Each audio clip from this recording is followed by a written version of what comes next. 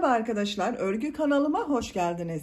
Kız bebeklerimiz için hem örgüsü çok kolay hem de şık böyle tığ işi fırfırlı bir bebek şortu hazırladım. Bugün bunun anlatımını sizlerle paylaşmak istiyorum. Arka görüntüsü bakın bu şekilde. Askılar ile buradan takıyoruz bakın. 2 askı yaptım. Kullanışlı oldu böylece. Manken bebeğimin üzerinde görün diye bebeğin üzerine giydirdim. Bakın bu şekilde çok şık ve çok güzel gördüğünüz gibi. Örgüsü de çok kolay. Bir günde örüp bitirebileceğiniz bir model arkadaşlar.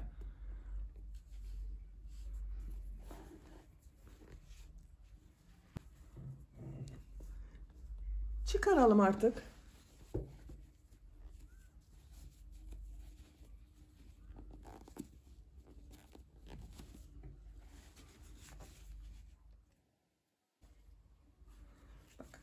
Bu şekilde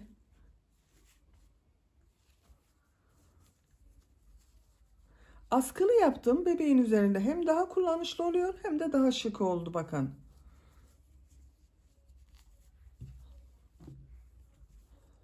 Örgüye bel örgüsü için zincir yaparak başlıyoruz.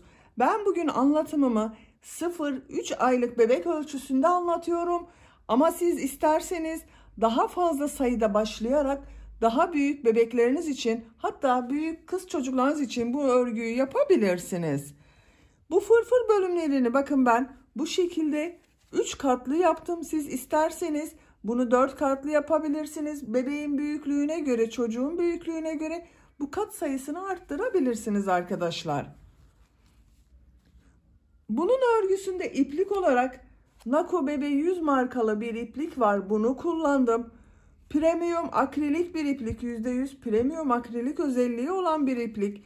Renk numarasını soran arkadaşlar için de 230-69. Kullandığım iplik üzerinde 100 gram iplikte 360 metre var.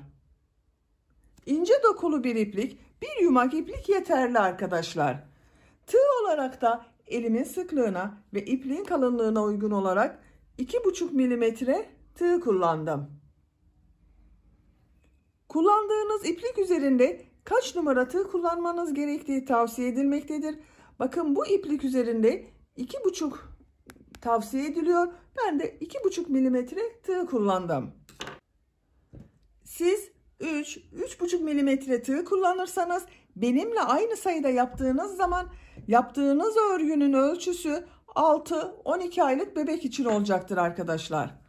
Tığ numarası örgünün büyüklüğü için çok önemli ve elinizin sıklığı. Eliniz çok sıkı değilse daha büyük beden için olacaktır. Buna takım yapmak isterseniz bakın böyle çok şirin ve güzel bir de bebek hırkası var. Bu da çok kolay arkadaşlar. Böyle güzel bir bebek hırkası yapmak isterseniz bunun anlatımı YouTube kanalımda var. Yapmak isteyen arkadaşlar için bu hırkanın olduğu YouTube linkini ben bu videonun açıklama bölümüne ekliyorum. Siz izlediğiniz bu videonun açıklama bölümünde bulunan tığ işi bebek hırkasının üzerine tıklarsanız bunun gibi güzel bir hırka yaparak üzerine takım yapabilirsiniz. Ben böyle süsleme yaptım. Siz isterseniz farklı süslemeler kullanabilirsiniz. Bakın bu şekilde süslemeler yapabilirsiniz. Pembe renkli fiyonklar yapabilirsiniz. Bakın bunun yerine bu şekilde fiyonk dikebilirsiniz. Ben iğne ile diktim arkadaşlar bunu. Veya bu şekilde bakın çiçek süslemesi yapabilirsiniz. Tercihinize göre istediğiniz gibi süsleyebilirsiniz. Veya fırfırları var zaten, hiç süsleme yapmadan sade olarak kullanabilirsiniz. Düğme olarak da zaten arkaya bakın 2 tane düğme yaptım. 2 düğme yeterli. Ölçülerini de size söylüyorum. Başlamadan önce fikriniz olsun. Bel örgüsünün buradan genişliğini ölçüyorum. 19 santimetre, bakın esnek arkadaşlar, o zaman 20 santimetre oluyor. Yüksekliğini ölçüyorum. A ortasına kadar olan yükseklik 16 santimetre. Bu ölçüde 0-3 aylık bebek için güzel bir ölçü oldu. Bu askının uzunluğunda bebeğinizin omuzundan geçirip arka ile ön bölümü birleştirecek şekilde hazırlayabilirsiniz arkadaşlar. Ben bugün bu ipliği kullandım ama siz bu örgümüzü istediğiniz marka iplik ve renkleri kullanarak örebilirsiniz. İpliği, tığı hazırlayalım. Hep birlikte bu güzel şort örgümüze başlayalım. Örgü kanalıma abone değilseniz abone olmayı unutmayın lütfen. Örgü kanalıma abone olmak ücretsiz. Örgü kanalıma ücretsiz abone olup orada bulunan zil şeklinde dokunarak açık yaparsanız kanalıma video yüklediğim zaman ilk önce size bildirim gelir. Örgülerimden herkesten önce sizin haberiniz olur. İzlediğiniz videolarıma beğeni ve yorumlarınızı yaparsanız çok sevinirim arkadaşlar. Hepinize kolay gelsin. İyi çalışmalar.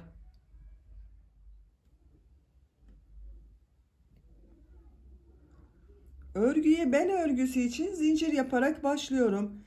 İlk ilmeği bakın yavaş gösteriyorum. Ben bu şekilde yapıyorum.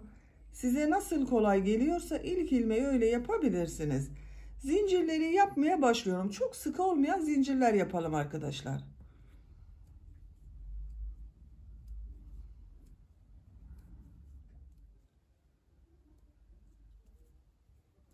...90 zincir yaptım. Çok sıkı yapmadım zincirleri bakın. Bu sırada bu zincirler üzerine trabzan yapacağız. 90 zincirin kaç santimetre olduğunu ölçüyorum.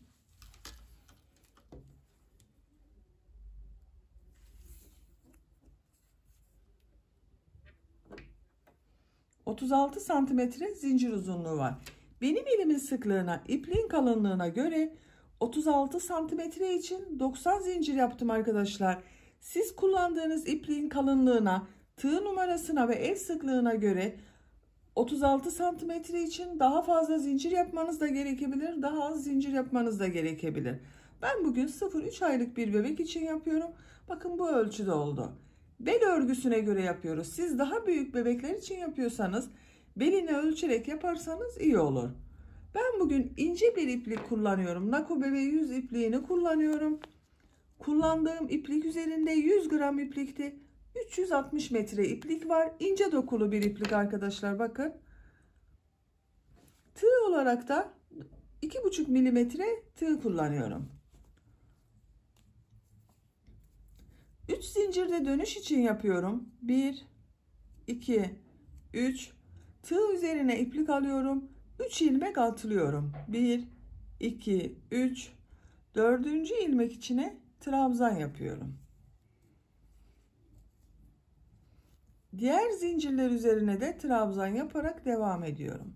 Her zincir üzerine bir trabzan yapıyorum.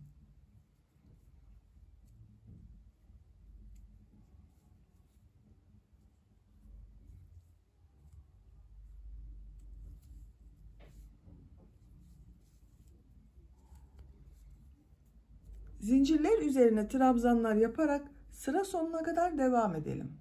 Zincirler üzerine trabzan yaparak sıra sonuna kadar tamamladım. Bu şekilde bir sıra trabzan sırası elde ettim arkadaşlar. Bu bir sırada toplam 90 trabzan var.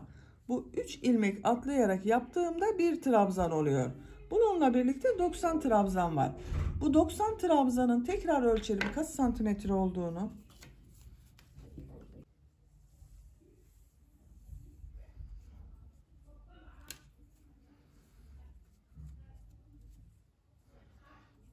...37 santimetre bakın trabzan uzunluğu var. Bu sıradan itibaren bunu birleştiriyoruz. Tek parça yapıyoruz. Elimle düzeltiyorum. Bakın bu şekilde.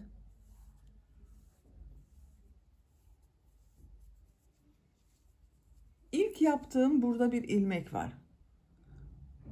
Bakın 3 ilmek atlayarak yaptığım ilmeğin bu 3. ilmek üzerine tığ takıyorum. İlmek kaydırma yaparak sırayı birleştiriyorum.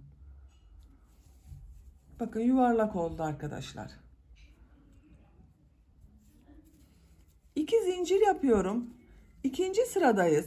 Bu sırada bu yaptığım trabzanları bir düz bir ters boşluklardan alarak trabzan yapıyorum. İlk gördüğüm bu trabzanı bakın tığı boşluğa takıyorum. Trabzan yapıyorum. İpliği tığın üzerine alıyorum. İkinci trabzanı ters taraftan boşluktan alıyorum. Trabzan yapıyorum. Düz taraftan boşluktan alıyorum. Trabzan yapıyorum. Ters taraftan boşluktan alıyorum. Trabzan yapıyorum. Bir düz bir ters boşluklardan alıyoruz. Trabzan yapıyoruz.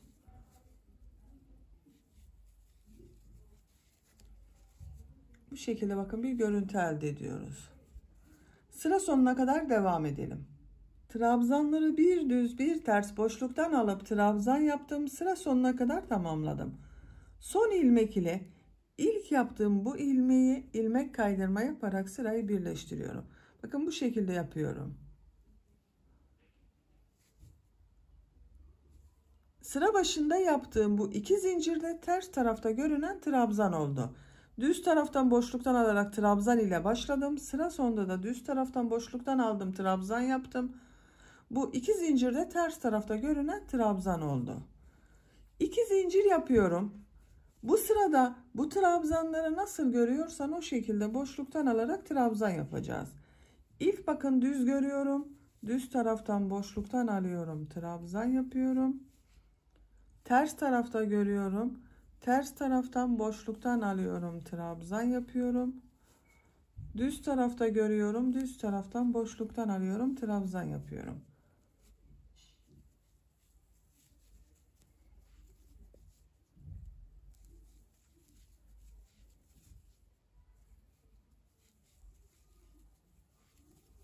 Nasıl görüyorsan o şekilde boşluktan alarak trabzan yapıyoruz. Birinci sırada yaptığımız bu trabzan sırasında bulunan, bakın burada açıklık var. Bunu da şu şekilde birleştiriyorum. Bakın ipliğin ucu orada duruyor. Şu ilmeğe tığ takıyorum. İpliği içinden geçirdim. Burada bir ilmek yapıyorum, bakın şu şekilde. İlk sırayı birleştirdim. Bakın hiç açıklık kalmadı orada. Bu sırada trabzanları nasıl görüyorsan o şekilde boşluktan alıp trabzan yapalım. Sıra sonunda ilmek kaydırma yaparak sırayı birleştirelim.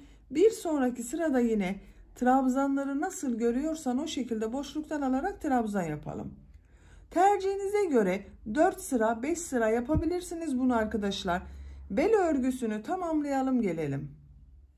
Bel örgüsü için 4 sıra bir düz bir ters örgü yaptım. Sıra sonunda ilmek kaydırma yaparak sırayı birleştirdim. Bakın arkadaşlar, birinci sırada 90 trabzan yaptım. İkinci sırada bu trabzanları bir düz bir ters boşluktan aldım, trabzan yaptım. 3 ve 4. sırada da trabzanları nasıl görüyorsan o şekilde boşluktan alarak trabzan yaptım. Bel örgüsü bakın bu şekilde oldu. Esnek bir yapısı var.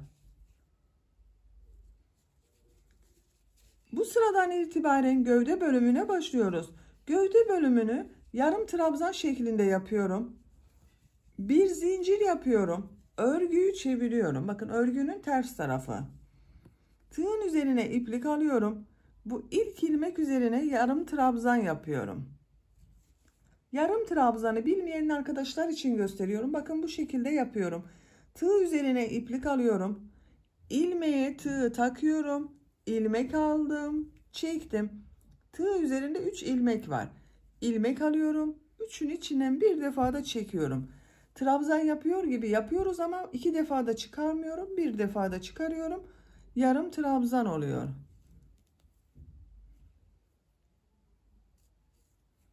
Bu şekilde bakın.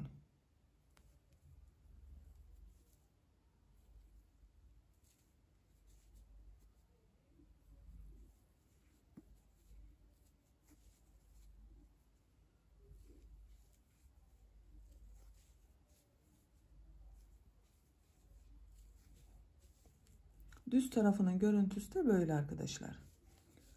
Sıra sonuna kadar yarım trabzan yaparak devam edelim. Yarım trabzan yaparak sıra sonuna kadar tamamladım. Son ilmek ile ilk yaptığım, bakın bu ilmeği ilmek kaydırma yaparak sırayı birleştiriyorum. Bakın görüntüsü böyle arkadaşlar, birleştirme yeri. Bu bir sırada toplam 90 yarım trabzan var. Bir zincir yapıyorum, örgüyü çeviriyorum. Örgüyü çevirerek örüyoruz. Bu ilk ilmek üzerine yarım trabzan yapıyorum. Diğer ilmekleri de yarım trabzan yaparak devam ediyorum. Her ilmek üzerine bir yarım trabzan yapıyorum. Bu şekilde. Sıra sonuna kadar devam edelim. Sıra sonuna kadar yarım trabzan yaparak tamamladım. Son ilmek üzerine de yarım trabzan yapıyoruz arkadaşlar, bakın. Bu ilmek üzerine de yarım trabzan yapmayı unutmayalım. Bu bir sırada toplam 90 yarım trabzan var. Son ilmek ile ilk ilmeği ilmek kaydırma yaparak sırayı birleştiriyorum. Bakın bu şekilde oldu. Bir zincir yapıyorum, örgüyü çeviriyorum. Yarım trabzan yapıyorum yine. İlk ilmek üzerine yarım trabzan yapıyorum. Diğer ilmekleri de yarım trabzan yaparak devam ediyorum. Sıra sonunda mutlaka çevireceğiz arkadaşlar. Örgüyü çevirerek örüyoruz. Bakın düz tarafının görüntüsü böyle. Bu 90 yarım trabzan ile gövde bölümünün örgüsüne devam edelim.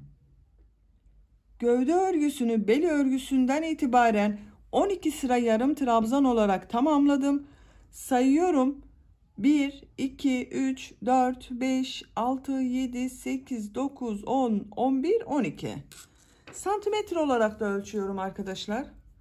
Bakın şu şekilde ölçüyorum. 10 santimetre yükseklik var. Benim yapacağım ölçü için bu yeterli. Siz daha büyük bebek için yapıyorsanız 1 santimetre daha örgü örebilirsiniz veya 2 santimetre, yapacağınız bebeğin büyüklüğüne göre bu yükseklik değişecektir. Burada ipliği kesiyorum bakın. Sıra sonunda ilmek kaydırması yaptım.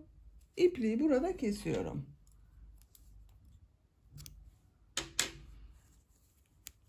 Bu sıradan itibaren bacak bölümlerini öreceğiz arkadaşlar. Onları işaretlemek için sayıyorum. Bu bir sırada toplam 90 yarım trabzan var. Arka ortayı buluyorum. Bakın bu birleşim yaptığımız yer arka orta olacak. Arka bölüm için 34 yarım trabzan gerekiyor bana. Buradan sayıyorum bakın. 1, 2, 3, 4, 5, 6, 7, 8, 9, 10, 11, 12, 13, 14, 15, 16, 17. 17.'ye işareti takıyorum. Bu arka bölümün yarısı oluyor. Diğer yarısında bakın bu kestiğimiz ipliğin buradan sayıyorum. 2, 4, 6, 8, 10, 12, 14, 16, 17.'ye de işaret takıyorum. Arka bölümü yapacağımız yeri işaretledik. Şimdi ön bölüm için işaret yapalım. Ön bölüm ile arka bölüm arasında bacak bölümünde kalacak olan ilmekleri sayıyorum. 2, 4, 6, 8, 10, 12, 14, 15. 16.'ya işaret yapıyorum. Bakın bu iki bölüm ön bölüm ile bacak bölümü arasında olacak yer boşluk arkadaşlar. Bu işareti yaptığım yerden itibaren sayıyorum. 2, 4, 6, 8, 10, 12, 14, 16, 18, 20, 22, 24, 26. 26.'ya da işaret yapıyorum. Bu arada bulunan bakın iki işaret arasında olan işaret de içinde 26 ilmek ön bölüm için olacak. İki arada kalanı sayıyorum bakın. 2, 4, 6, 8, 10, 12, 14, 15. Bu iki arada da 15 ilmek kaldı. Burada da 15 ilmek kaldı. Şöyle bir kontrol edelim. Bakın bu sarı ile yaptıklarım ön bölümün işaret yerleri. Yeşil renk ile yaptıklarım arka bölümün işaret yerleri. İlk önce arka bölümün örgüsünü örelim. Arka bölümle başlıyorum. Bakın örgünün geliş yönüne bakıyorum. Ters taraftan yapmam gerekiyor. Bu yeşil ile işaret yaptığım bu ilmekten bir defa ilmek yapıyorum. Bir zincir yaptım. Tığın üzerine iplik alıyorum. Aynı ilmeğe yarım trabzan yapıyorum. Diğer ilmekleri de yarım trabzan yaparak devam ediyorum.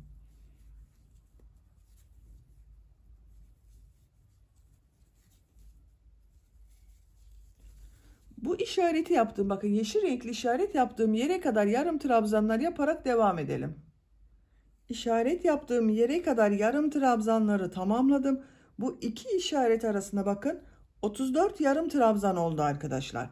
Bakın işaret yaptığım yerde yarım trabzanı yaptım. Bir zincir yapıyorum. Örgüyü çeviriyorum. Bu sıradan itibaren sıra başında ve sıra sonunda bir ilmek kesmesi yapacağız. Tığın üzerine iplik alıyorum. Bu ilk ilmeği atlıyorum. İkinci ilmek içine yarım trabzan yapıyorum. Diğer ilmekleri de yarım trabzan yaparak devam ediyorum. Sıra sonunda 2 ilmek kalasıya kadar devam edelim. Yarım trabzanlar yaparak sıra sonuna kadar tamamladım. Sıra sonunda 2 ilmek kaldı. 1, 2. Burada yarım trabzan kesmesi yapıyorum. Tığın üzerine iplik alıyorum. İlmeğe tığı taktım, ilmek aldım, bekletiyorum, çıkarmıyorum. Son ilmeğe tığı takıyorum, ilmek aldım, çıkardım. Tığın üzerinde 4 ilmek var. İlmek alıyorum, hepsini içinden bir defa da çekiyorum. 2 ilmek tek ilmek oldu bakın arkadaşlar. Sıra başında bir atlama yaptım, kesme yaptım. Sıra sonunda da 2 ilmeği birlikte yaparak kesme yaptım. Bir sıra üzerinde toplam 32 ilmek var. Bir zincir yapıyorum, örgüyü çeviriyorum. Tığın üzerine iplik alıyorum. İlk ilmeği atlıyorum. İkinci ilmeğe yarım trabzan yapıyorum. Bu atlama yaptığım kesme oluyor. Diğer ilmekleri de yarım trabzan yaparak devam ediyorum.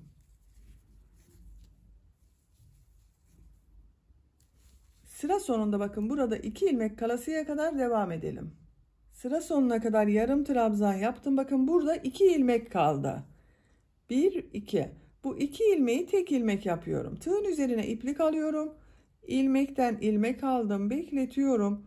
Son ilmeğe tığ takıyorum. İlmek aldım, bekletiyorum. Tığın üzerinde 4 ilmek var. Hepsinin içinden bir defa da çekiyorum.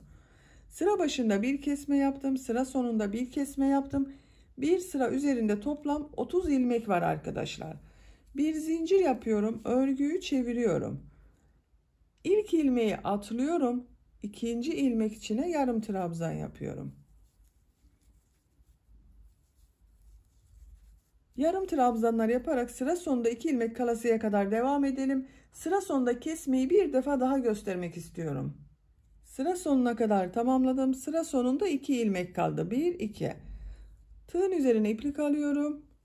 Yarım trabzan kesmesi yapıyorum.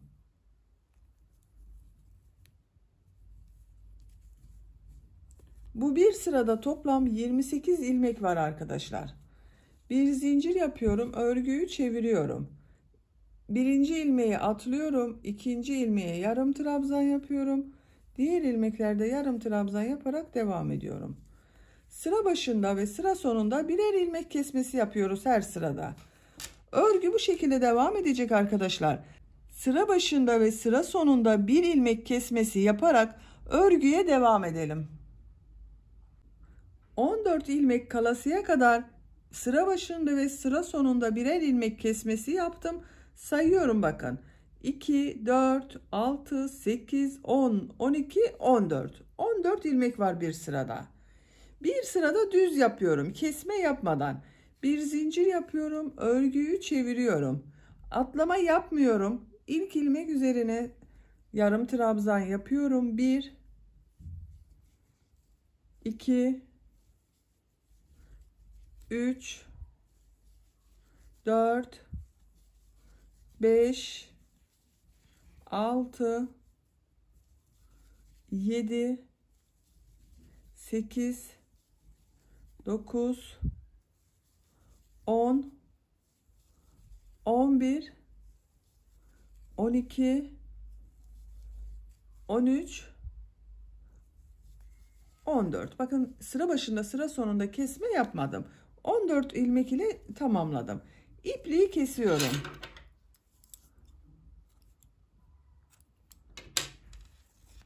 Arka bölümün örgüsünü bitirdim. Kaç sıra yaptığımı sayıyorum. Bakın işaret yaptığım yerden sonra 1, 2, 3, 4, 5, 6, 7, 8, 9, 10, 11, 12 sıra oldu arkadaşlar. Şimdi ön bölümü yapalım. Ön bölümde de yine sıra başında sıra sonunda kesmeler yapacağız. Bakın yine örgünün gelişine bakıyorum. Sarı renk ile yaptıklarım ön bölüm için işaret yaptığım yerlerde. Bu işaret yaptığım ilmekten bir defa ilmek yapıyorum. Tığın üzerine iplik alıyorum. Aynı ilmeğe yarım trabzan yapıyorum. Bakın işareti yaptığım yere yaptım trabzanı. Diğer ilmeklerde yarım trabzan yaparak devam ediyorum. Bu işareti yaptığım yere kadar devam edelim. İşaret yaptığım yere kadar yarım trabzanı yaptım. Bakın işaret yaptığım ilmeğe de yarım trabzan yaptım arkadaşlar. Bu iki işaret arasında toplam 26 yarım trabzan var. Bir zincir yapıyorum. Örgüyü çeviriyorum. Bu sıradan itibaren sıra başında ve sıra sonunda bir ilmek kesmesi yapacağız. Aynı arka bölümde yaptığımız gibi. Tığın üzerine iplik alıyorum. Bir ilmeği atlıyorum. İkinci ilmeğe yarım trabzan yapıyorum. Diğer ilmekleri de yarım trabzan yaparak devam ediyorum. Sıra sonunda 2 ilmek kalasıya kadar devam edelim. Sıra sonunda 2 ilmek kalasıya kadar yarım trabzanları yaptım. Bu 2 ilmeği birlikte yarım trabzan yapıyorum.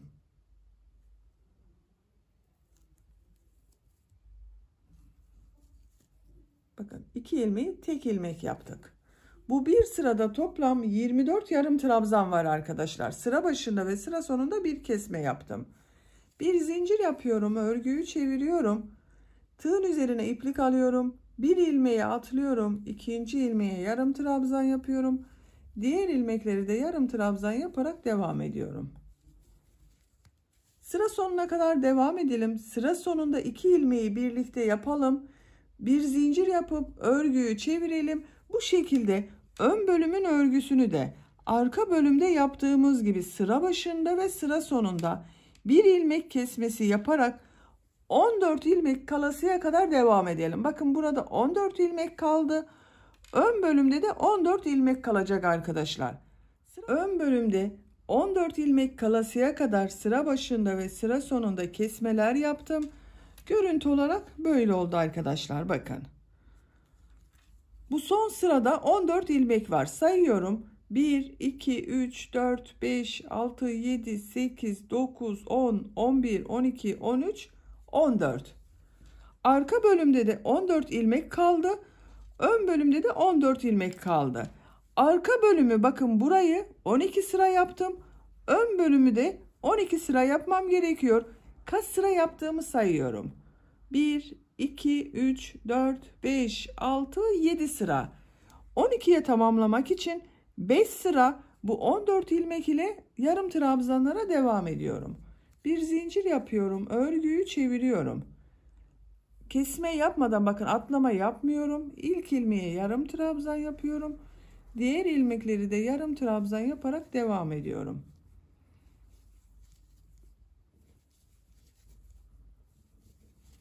Her ilmeğe bir yarım trabzan yapıyorum. Sıra sonuna kadar devam edelim.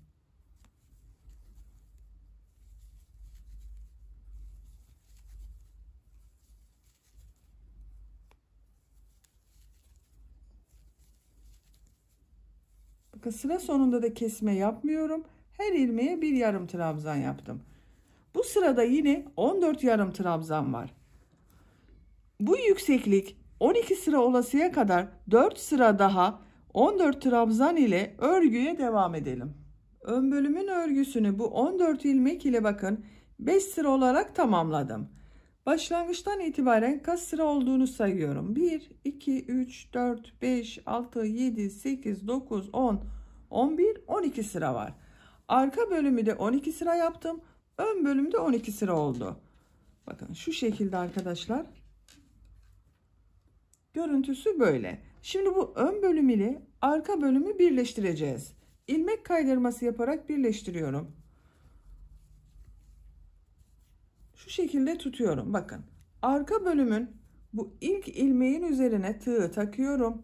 Burada bulunan ilmeği ilmeğin içinden çektim. İkinci ilmeğe tığı takıyorum. Karşıdan da ikinci ilmeğe tığ taktım. İlmek kaydırması yapıyorum.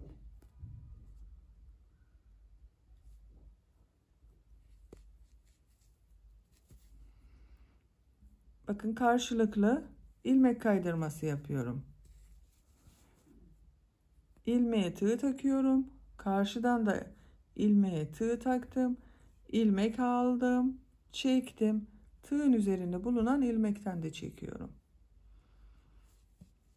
14 ilmek var zaten. 14 ilmek kaydırması yapıyoruz.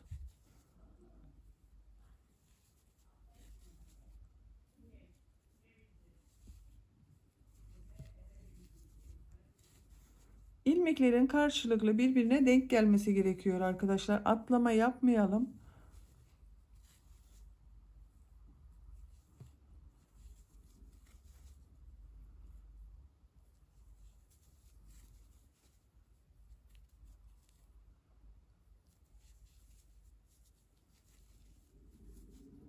Son ilmekleri yapıyorum.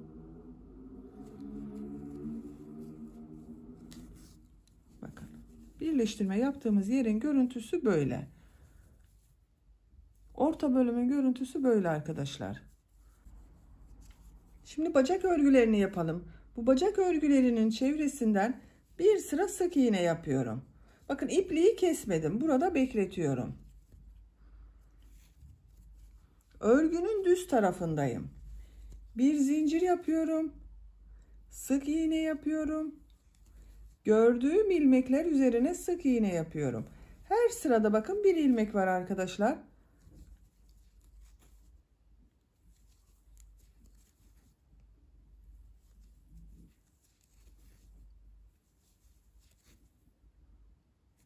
Sık iğneler yaparak bu başladığımız yere kadar devam edelim. Bacak örgüsünün çevresinde bir sıra sık iğne yaparak bakın başladığım yere kadar tamamladım. Bu boş bıraktığımız yerde de bakın sık iğneler yaptım arkadaşlar. Son ilmek ile ilk yaptığım bu ilmeği ilmek kaydırması yaparak sırayı birleştiriyorum. Bakın sırayı birleştirdim. Görüntüsüne bakalım. Bakın bir sıra sık iğne yaptık. Daha düzgün görünsün diye yaptım arkadaşlar bu sık iğneyi. Buranın kaç santimetre olduğunu ölçmedim arkadaşlar. Yorumlardan bazı arkadaşlar ölçmem gerektiğini söylüyorlar. Bakın şu şekilde ölçüyorum. 8 santimetre. Kesme yaptığımız yer 8 santimetre.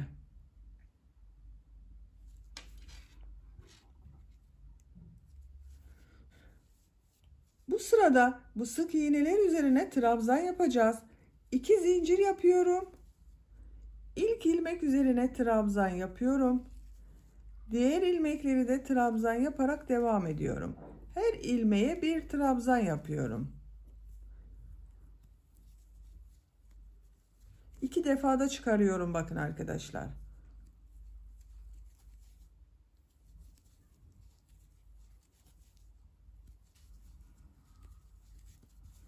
Bu şekilde trabzanlar yapıyoruz. Sıra sonuna kadar devam edelim.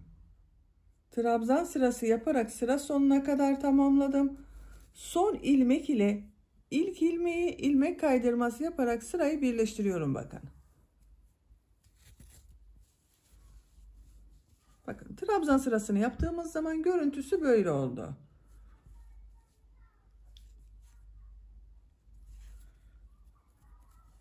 İki zincir yapıyorum. Bu sırada bu trabzanları bir düz bir ters boşluklardan alarak trabzan yapıyorum. İlk trabzanı düz taraftan boşluktan alıyorum, trabzan yapıyorum. Ters taraftan boşluktan alıyorum, trabzan yapıyorum. Düz taraftan boşluktan alıyorum, trabzan yapıyorum.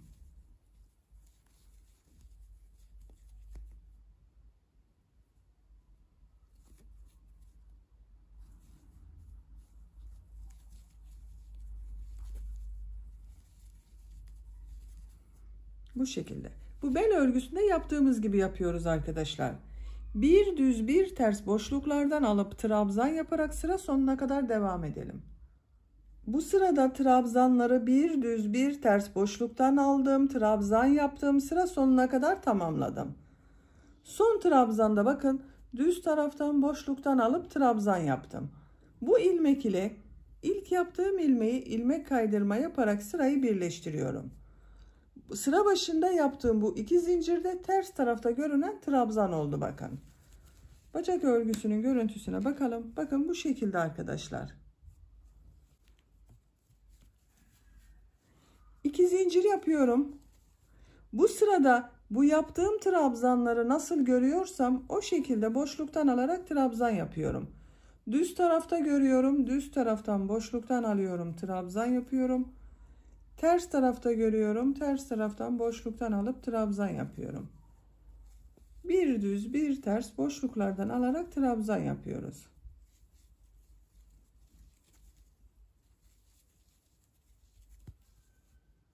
Sıra sonuna kadar devam edelim. Sıra sonuna kadar nasıl görüyorsam o şekilde boşluktan alıp trabzan yaptım. Son ilmek ile ilk ilmeği ilmek kaydırma yaparak sırayı birleştiriyorum. İpliği kesiyorum.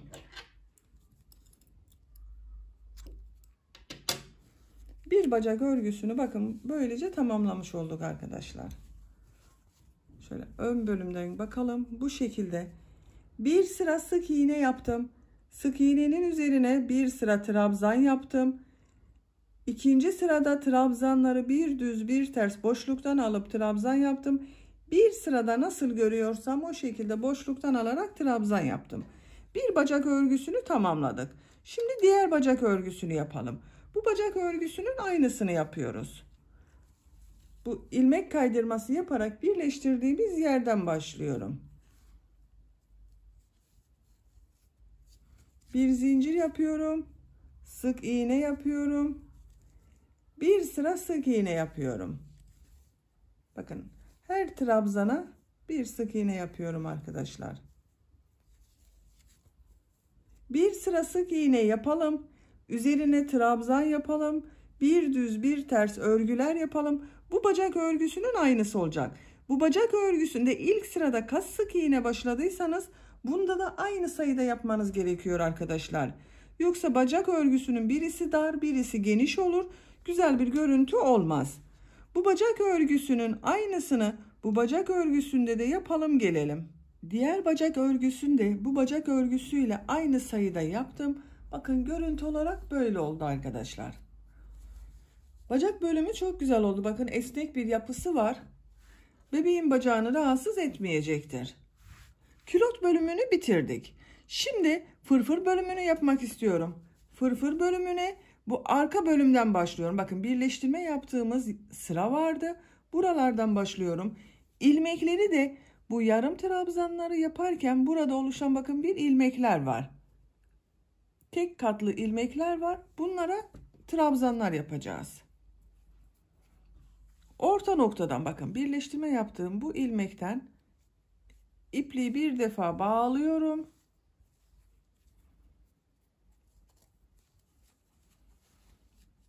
Şu şekilde bakın katladığınız zaman görünüyor zaten ilmekler arkadaşlar. Birer ilmek görünüyor. Bağladığım ilmekten bir ilmek yapıyorum. 3 zincir yapıyorum. Aynı ilmek içine 2 trabzan yapıyorum. 1 2 İkinci ilmek üzerine de 2 trabzan yapıyorum. 1 2 Bakın ilmekler şu şekilde arkadaşlar. Tek ilmeği alıyoruz. Bu ilmek üzerine 3 trabzan yapıyorum. 1 2 3 Diğer ilmek üzerine 2 trabzan yapıyorum.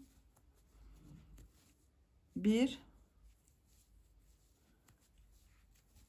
2 Diğer ilmek üzerine 3 trabzan yapıyorum. 1 2 3 Bakın. Şu şekilde şu gördüğümüz ilmeklere yapıyoruz. Bir ilmeğe 3 trabzan, 1 ilmeğe 2 trabzan, 3 trabzan, 2 trabzan, 3 trabzan yapıyorum. Bu şekilde sıra sonuna kadar devam edelim. İlmekler üzerine trabzanlar yaparak sıra sonuna kadar tamamladım. Son yaptığım ilmek ile sıra başında yaptığım ilmeği ilmek kaydırma yaparak sırayı birleştiriyorum. Bakın arkadaşlar, bu şekilde fırfırlı bir bölüm elde ettik. Bu sırada bir ilmeğe 2 trabzan yaptım, bir ilmeğe 3 trabzan yaptım. Bu şekli elde ettik arkadaşlar. İkinci sıradayız. İkinci sırada her ilmek üzerine bir trabzan yapıyorum. 2 zincir yapıyorum. İlmekler üzerine birer defa trabzan yapıyorum. Her ilmek üzerine bir trabzan yapıyorum.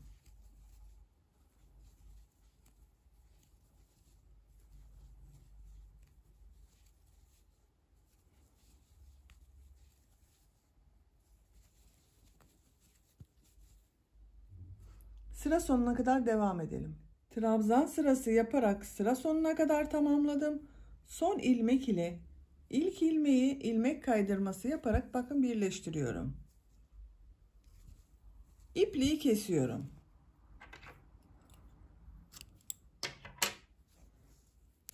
Bakın.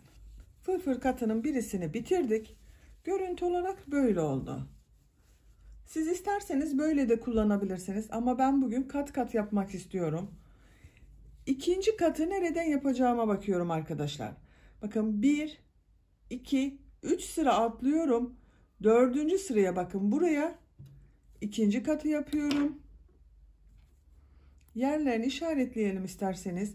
Buradan da sayıyorum. 1, 2, 3 sıra atlıyorum. Dördüncü sıraya üçüncü katı yapacağız. Şu şekilde yerlerini belirledik. Siz daha büyük bebekler için yapıyorsanız bu trabzan sırasını 3'er sıra yapabilirsiniz. 3 katlı yapabilirsiniz. 4 katlı yapabilirsiniz. Bakın şu şekilde düzgün geliyor. Tam üzerine denk geliyor. Buradan ikinci kata başlıyorum arkadaşlar.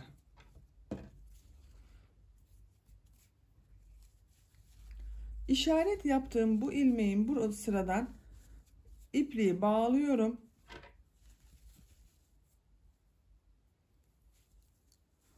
İşareti çıkarıyorum.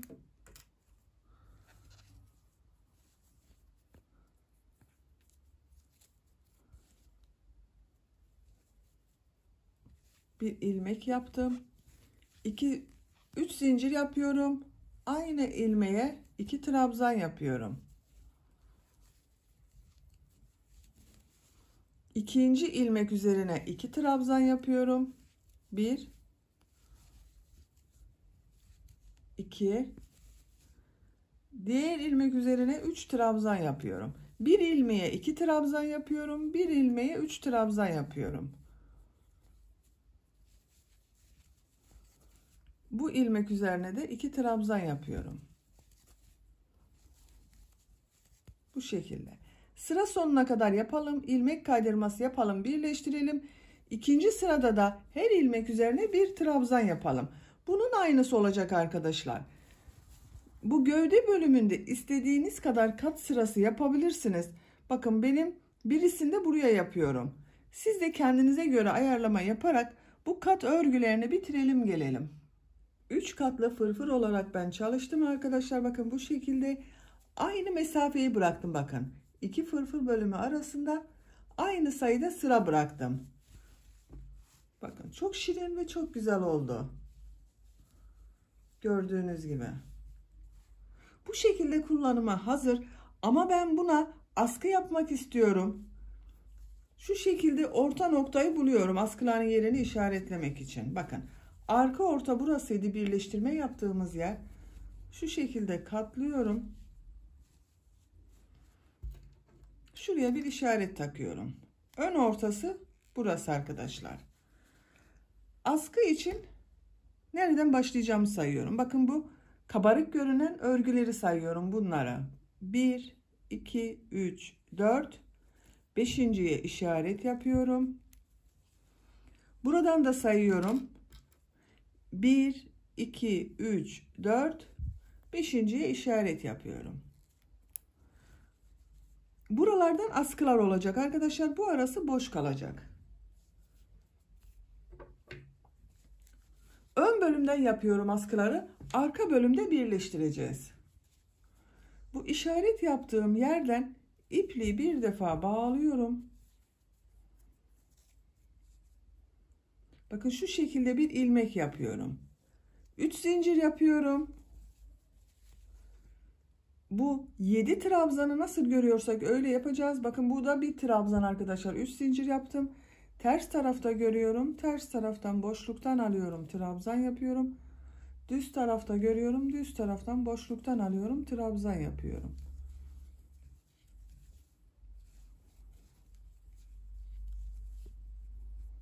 Bel örgüsü yaptığımız yerin devamı oluyor burası bakın.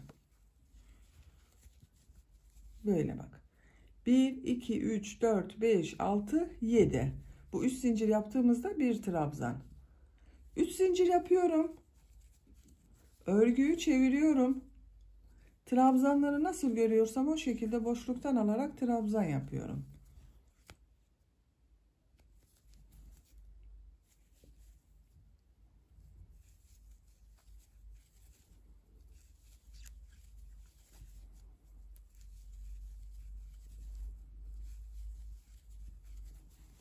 Bakın 3 zincir yaptığım trabzanı da boşluktan alıyorum, trabzan yapıyorum. 3 zincir yapıyorum, örgüyü çeviriyorum. Yine nasıl görüyorsam o şekilde boşluktan alarak trabzan yapıyorum.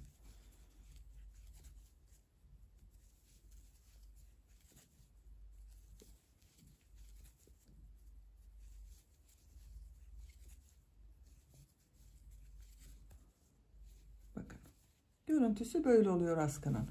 Bu askının örgüsü bu 7 trabzan ile nasıl görüyorsan o şekilde boşluktan alarak trabzan yapacağız, devam edecek. Diğer askının örgüsünde başlayalım. 2 askının örgüsünü birlikte öreriz. Diğer askının örgüsüne ipliğin diğer ucunu aldım bakın arkadaşlar. Bu işaret yaptığım yer vardı bakın. Bunu 1, 2, 3, 4, 5, 6, 7 trabzan üzerine yaptım. Bunda da aynı şekilde sayıyorum. 1, 2, 3, 4, 5, 6, 7. 7.'ye ipliği bağlıyorum. Bu 7. olan trabzandan bir ilmek yapıyorum. 3 zincir yapıyorum.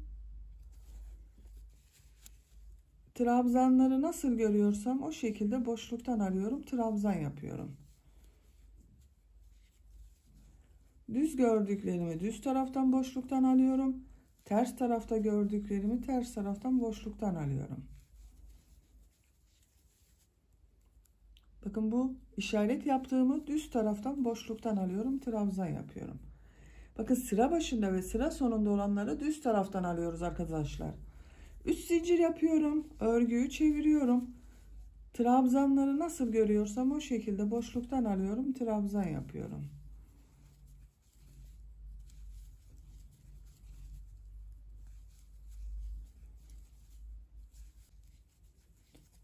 Sıra sonunda bu 3 zincir yaparak yaptığım trabzanı bakın boşluktan alıyorum. Trabzan yapıyorum. 3 zincir yapıyorum. Örgüyü çeviriyorum. Nasıl görüyorsam o şekilde boşluktan alarak trabzan yapıyorum.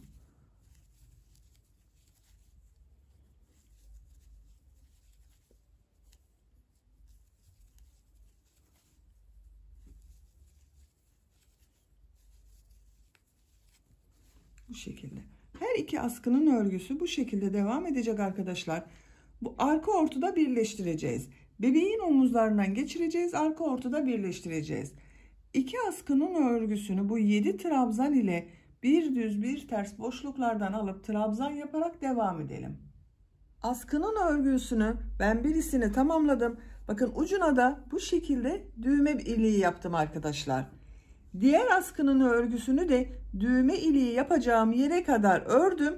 Düğme iliğini sizinle birlikte yaparız. Kaç sıra ördüğümü sayıyorum.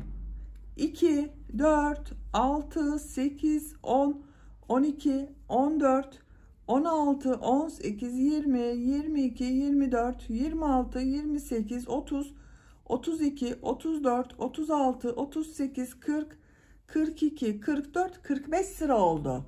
45 sıranın sonunda bakın düğme iliği için yapacağım yere kadar tamamladım. 3 zincir yapıyorum. Örgüyü çeviriyorum. Düz taraftan görüyorum. Düz taraftan boşluktan alıyorum. Trabzan yapıyorum. Ters taraftan boşluktan trabzan yapıyorum. Bakın 1, 2, 3 trabzan oldu. Bir zincir yapıyorum. Tığ üzerine iplik alıyorum. Bir ilmeği atlıyorum. Diğer ilmeği boşluktan alıyorum. Trabzan yapıyorum.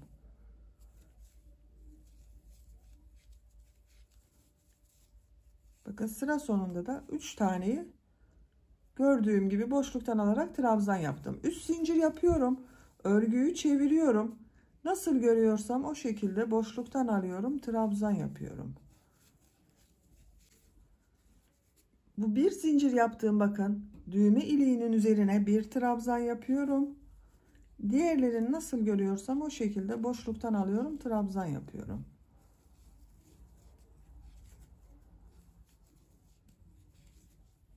Düğme iliğinin yeri belli oldu bakın.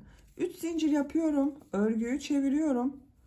Nasıl görüyorsam o şekilde boşluktan alıyorum. Trabzan yapıyorum. Bakın bu trabzanda boşluktan alıyorum. Trabzan yapıyorum.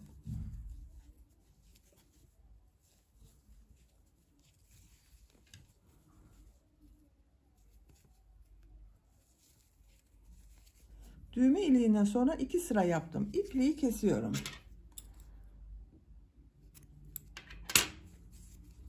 Bakın bu askının örgüsünü de tamamladım arkadaşlar.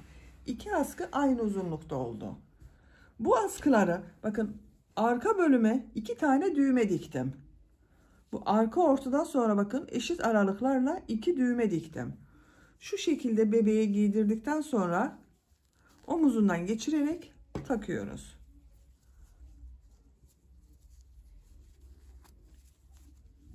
Burası arka bölüm. Ön bölümün görüntüsü bakın böyle.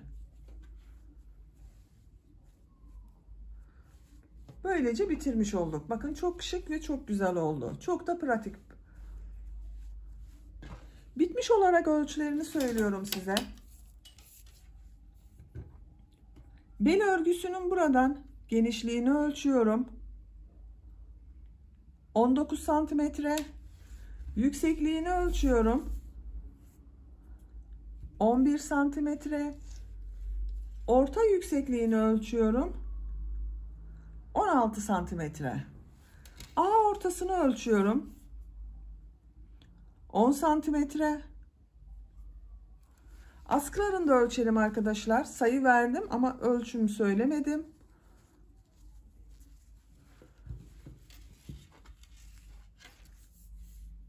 Askıyı başladığım yerden sıfır noktasına tutuyorum. Ölçtüğüm zaman 30 santimetre yükseklik var.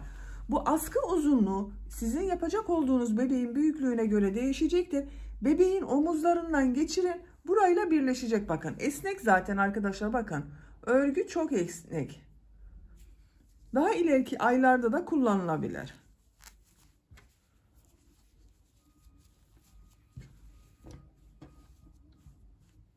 Çok şirin oldu.